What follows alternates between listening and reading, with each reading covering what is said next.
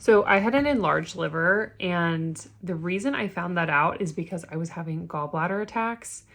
And a lot of people ask me what to do while you're having a gallbladder attack and the best foods to eat so that the gallbladder attack kind of stops in its tracks. A lot of people are in so much pain during a gallbladder attack that they actually have to go to an emergency room. So if you're in full-blown crisis mode, go to your urgent care, go to the emergency room if you need to.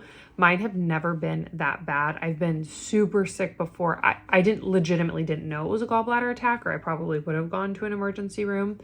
But my doctor, when I explained to him my symptoms, thank God, I found a doctor that was like, yeah, that's clearly a gallbladder attack. And he ordered an ultrasound, which was able to identify an enlarged liver, gallbladder sludge, a bunch of other issues. So when you're dealing with a gallbladder flare up, let's say you're not like absolutely dying, but you are dealing with either one that's coming on or one that's ending.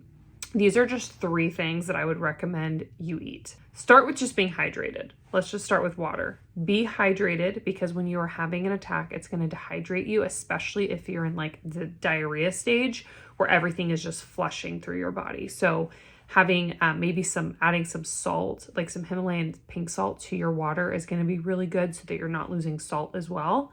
And then white rice, very safe, maybe some boiled chicken, steamed carrots.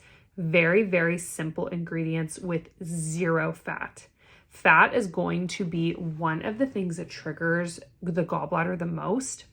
So if I ever feel like I have a gallbladder attack coming on, which doesn't happen to me anymore because I've healed my enlarged liver, I've done a bunch of things necessary.